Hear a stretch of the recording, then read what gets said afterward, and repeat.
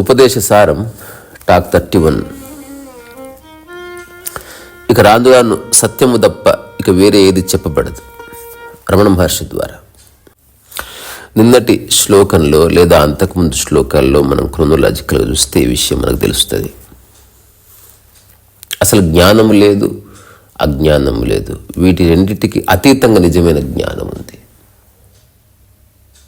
అంటే ఏదైతే నీవు అక్వైర్ చేస్తున్నావో, నువ్వు ప్రయత్నం వల్ల నువ్వు తీసుకుంటున్నావో అదేది జ్ఞానం కాదు, అదంతా సమాచార జ్ఞానం. ఏదైతే నీ ప్రయత్నం వల్ల ఒక అనుభవం వస్తుందో అది నీ అనుభవం కాదు, అది ప్రయత్నానిది, నీకేం సంబంధం. నేను చాలాసార్లు చెప్తాను, ఎవడన్నా ఒక కవిత రాస్తే ఏదైనా అవార్డు వచ్చినప్పుడు ఆ అవార్డు ఆ మైండ్కి ఇచ్చారంతే. ఎవరన్నా ముఖ్యమంత్రి అయినప్పుడు ఒక పార్టీ క్యాడర్ ఎవరన్నా వాళ్ళకి ఫ్లవర్ బొకే ఇస్తే అతనికి ఇవ్వలేదు, ముఖ్యమంత్రి చైర్కి ఇచ్చారు. సరిగ్గా చూస్తే తెలుస్తుంది. అట్లాగే జ్ఞానం ఏదైతే నీవు ప్రయత్నం వల్ల పొందుతున్నావో అది నీది కాదు, అది జ్ఞానం కాదు. తర్వాత అజ్ఞానం ఏదైతే నీకు తెలియదు అనుకుంటున్నావో ఈ రెండు నీకు సంబంధం లేదు. నీవు ఈ సమస్త చరాచర విశ్వంలో ఒక ఆనందమయ ప్రాణిగా జీవించడానికి ఈ బయట పుస్తకాల ద్వారా వచ్చే ప్రవచనాల ద్వారా వచ్చే ఏ జ్ఞానం అక్కర్లేదు. నీకు ఏది తెలియదని బాధపడక్కర్లేదు. పోల్చుకోవడం వల్ల వీటింటికి అతీతంగా ఒక జ్ఞానం ఉంది అని చెప్పబడ్డది. ఆ తర్వాత ఈరోజు శ్లోకంలో ఒక రెండు ముఖ్యమైన డైమెన్షన్స్ తెలుసుకోవాల్సిన అవసరం ఉన్నది. వాటిలోకి వెళ్ళే కంటే ముందు రమణ మహర్షి గురించి ఊరికే పాడుకొని ఆ తర్వాత చెప్పుకుందాం. వదనం సహజం రమణీయం జ్ఞానం సదా స్మరణీయం సాకారం సునిశ్చలం ఆకారం అరుణాచలం రూపం అతి కోమలం నిశ్చల సుందర శ్యామలం నడిచే అరుణ కిరణం కురిసే కరుణ శిఖరం సర్వ ప్రాణకోటి సమానం సమత్వమే ఆత్మ ప్రమాణం నిర్గుణ మౌన ప్రసాద ద్వారం కర్తాశూన్య ఉపదేశసారం రీసామృతవాక్ అద్వయం రమణాని స్థితి నా హృదయం రమణా నీ స్థితి నా హృదయం. సో ఆ స్థితి ఏదైతే నా హృదయం అంటున్నానో అది జ్ఞానానికి అజ్ఞానికి అతీతం, అది ఇంద్రియాలకు అతీతం, అది నువ్వు వచ్చి పోయే విషయాల పట్ల నువ్వు పొందే స్థితి కాదు. వచ్చేది వస్తుంది, పోయేది పోతుంది, అది ఎప్పటికుండే స్థితి. అది ఒకరితో పోల్చుకోవడం వల్ల నీకు తెలిసే స్థితి కాదు. ఈ భూమి మీద ఎవరున్నా లేకున్నా ఉన్న స్థితి అది. అది రియలైజేషన్ మాత్రమే, అంటే ఉన్నదాన్ని తిరిగి గుర్తించడం తప్ప అది మేనిఫెస్టేషన్ కాదు, అంటే లేనిదాన్ని క్రియేట్ చేయడం కాదు. ఇప్పుడు చాలామంది బాబాలు చేతిలో ఏదో క్రియేట్ చేస్తారు, మనకు ఒక ఆశ్చర్యం కలుగుతుంది. వాళ్ళు లేనిదాన్ని క్రియేట్ చేయడంలే, ఉన్నదాన్ని నీకు తెలియకుండా నీకు క్రియేట్ చేసి చూపిస్తున్నారంతే. సో సెల్ఫ్ రియలైజేషన్ లేదా ఆత్మ సాక్షాత్కారం లేకపోతే స్వీయ సాక్షాత్కారం అన్నది ఒక గారడి కాదు, వేరే వాళ్ళకి ప్రదర్శించడం కోసం కాదు, జస్ట్ నీవు ఉన్న స్థితిని నువ్వు అనుభవించడానికి అంతే. ఇక్కడ వేరే వాడు అన్నది పోయింది, మిగిలింది అది సెల్ఫ్. ఎవరైతే వేరే వాళ్ళ కోసం ఏదైతే చేస్తున్నారో ఇంకా వాళ్ళు కాస్త తెలుసుకోవాల్సిన అవసరం ఉన్నది. మంచివాళ్ళే అందరూ, కానీ ఆ చివరి మజిలీలో ఖచ్చితంగా పడిపోతుంది. జీవితంలో నీ మనసులో ఉండదు, ఉన్నదే నీవని తెలుస్తుంది. ఒకవేళ ఎవరన్నా వేరే వాళ్ళు వస్తే ఆ క్షణం వాళ్ళు నీలో భాగమైపోతారంతే, వాళ్ళు అన్యంగా చూడబడరు. ఇట్లాంటి రకరకాల విషయాలన్నీ ఆ బ్లాస్టులు జరుగుతాయి. అదొక విస్ఫోటనం. సో ఈరోజు శ్లోకం ఒకసారి చూద్దాం.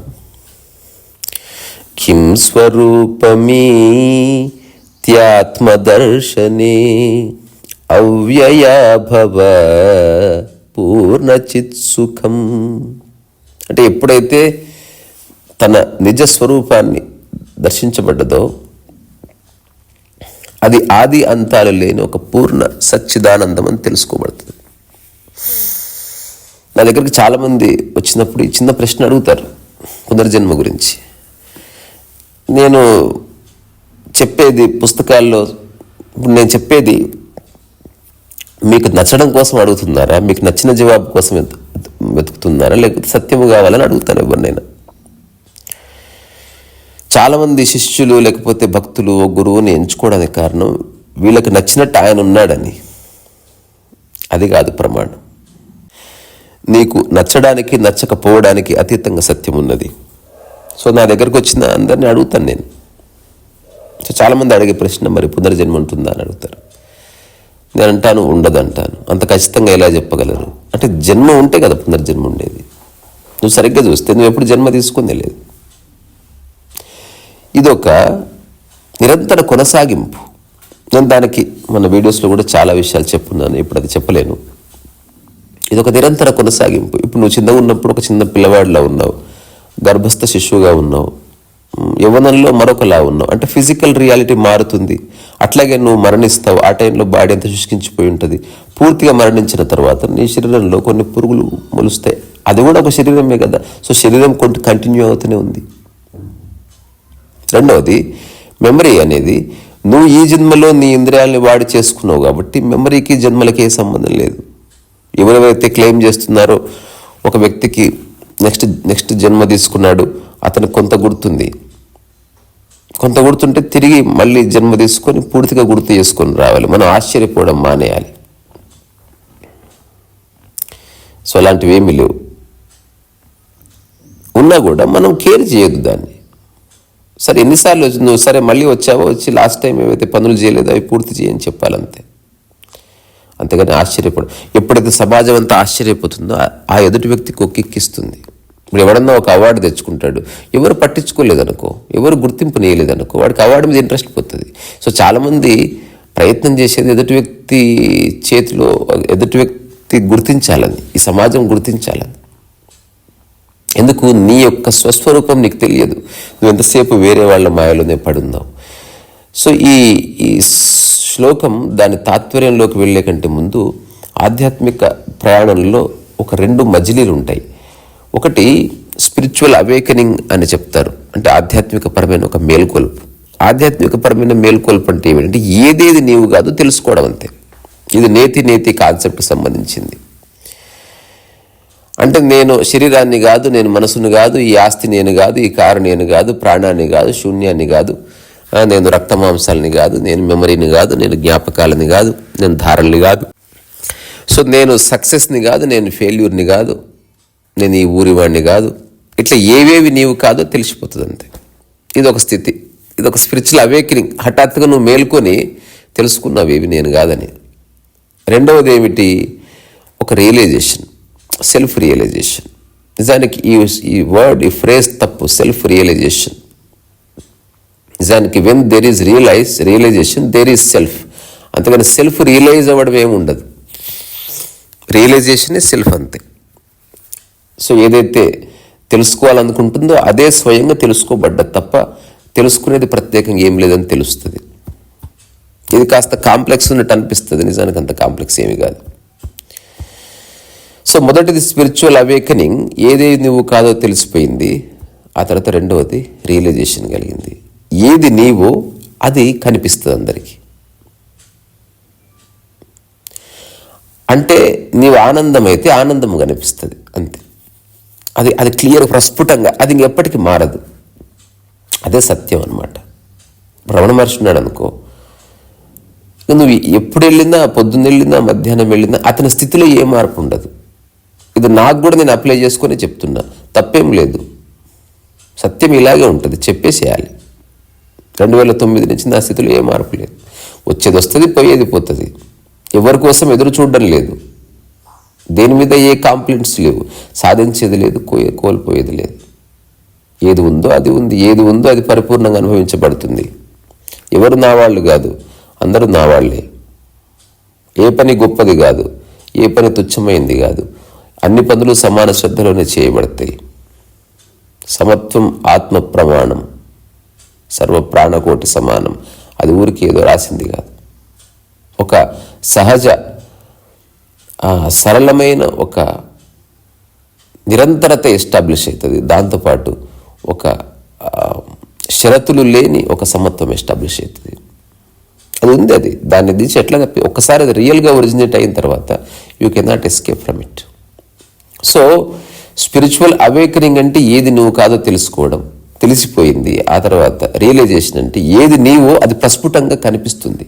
ఇప్పుడు ఒక గులాబీ ఎట్లాగైతే ఓపెన్ అయినప్పుడు దాని యొక్క సుగంధం, దాని పరిమళం ఈ ప్రపంచం చూస్తుందో, అట్లా ఇక నీలో ఏ సంశయాలు లేవు, ఏ బ్లాక్స్ లేవు.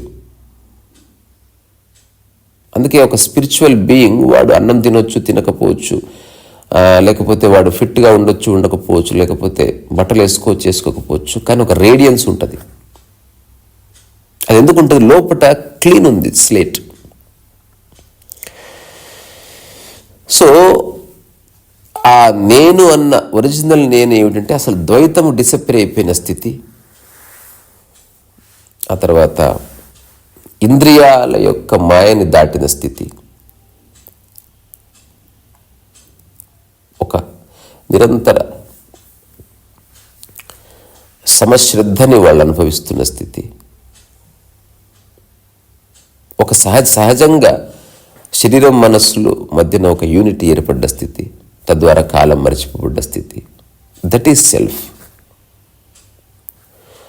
సెల్ఫ్ వేరే ఉండదని తెలుస్తుంది. వాడే తన మనసులో ఉన్న చెత్తంతా పోయిన తర్వాత, ఈ ప్రపంచం చేత మరకలు పడ్డ న్యూసెన్స్ అంతా పోయిన తర్వాత మిగిలింది అది అని తెలుస్తుంది. ఇక ఏ వాసనలు లేవు, ఏ భయాలు లేవు, పొందేది లేదు, కోల్పోయేది లేదు, పుట్టేది లేదు, మరణించేది లేదు. శారీరక ప్రారంధము తప్ప ఇక మరేది ఉండదు. ఆ శారీరక ప్రారంధంతో కూడా అతను సాక్షిగా ఉంటాడు. సో సాక్షి మిగులుతుందంతే, లేదా పూర్తి ఎరుక మిగులుతుందంతే, లేదా పూర్తి నిష్కామ కర్మ ఏదో ఒకటి రివీల్ అవుతుందంతే. అన్నీ ఒకటే, బట్ సంథింగ్ ఈజ్ రివీల్డ్. అది ఇంకెప్పటికీ అలాగే ఉంటుంది. అది ఎప్పటికీ పోదు ఇంకా. సో ఈ శ్లోకం యొక్క తాత్పర్యం అదే. నీ యొక్క నిజస్వరూపం నీకు తెలిసిపోయిందంతే. ఆ నిజస్వరూపం ఏమిటి అంటే, ఈ ప్రపంచం నీకు ఏదేదైతే అంటగట్టిందో అదేది నీవు కాదు. నీ ఆకలికి ప్రపంచం అంటుకోలేదు, నిద్రకు అంటుకోలేదు. అట్లాగే నీ మూలస్థితికి కూడా అంటుకోలేదు ఏది, అంటుకోదు ఏది. సో ఏదేది నీవు కాదో తెలుసుకోవడం ముఖ్యం, ఏదేది నీవి కావో తెలుసుకోవడం ముఖ్యం. దేనికి నా అని తగిలించిందో అది వదిలేసి చూడు, మిగతా అదంతా ఆటోమేటిక్గా రివీల్ అవుతుంది. అదే స్వయం దర్శనం, అదే ఆత్మదర్శనం. ఇక్కడి నుంచి మీ అందరూ ఓపిక శిరస్సు వచ్చి నమస్కారం చేస్తున్నారు ఈ సరస్వ వయసు.